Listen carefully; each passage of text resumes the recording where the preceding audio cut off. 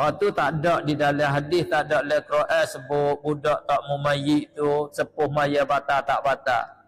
Tak ada.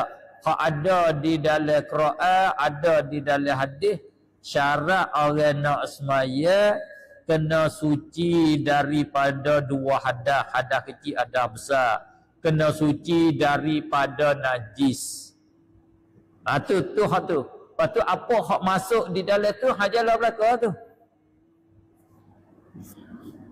Bila tanya lagu ni, kena klik kepada kaedah tu.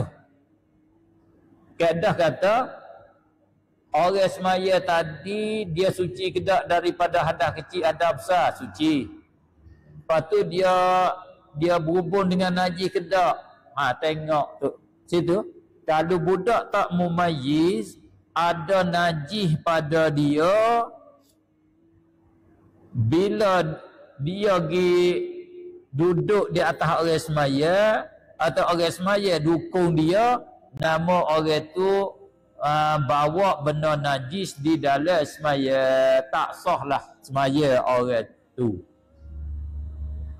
Ada. Kalau budak tak mumayyit tu tak ada najis gapo di dia, dia suci, tak ada gapo lah nak dukung pun tak apa. Itulah hak kata Rasulullah masa dia semaya, Sayyidina Hasan, Sayyidina Husin tu lopak di atas dia. Masa Rasulullah bangun, Rasulullah letak di atas tekak dia, cucu dia tu masa dia semaya.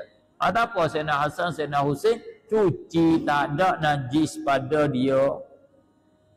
Bukan kata tiap-tiap budak tak mumayyit ni najis mata-mata, tak. Mopak dia mandi cuci siap dia pakai cuci dek main, tak ada apa suci.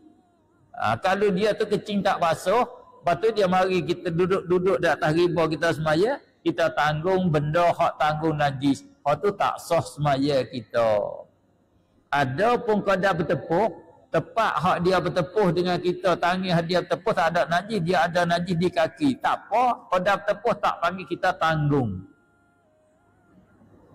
Kita dah semaya, dia mari semaya tepi kita, dia bertepuh obat-obat kita, atau dia tepuh sokmo panjang di dalam kia dengan kita. Tak apa, asal jangan tepat tangan dia, bahu dia hadap tepuh dengan kita tu bukan najis itu. Najis duk betul lain. Najis dia kecing tak basuh.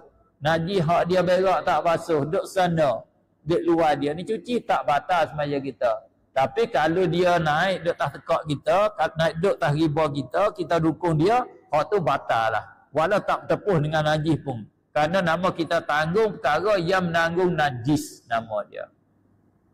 Supaya di tali speaker ni ada najis lah. Ada najis, kita ambil speaker makin sakut di baju. Di tali speaker ni ada tahi cicak. Tak sah. Kita tanggung benda hak berhubung dengan najis. Tak boleh.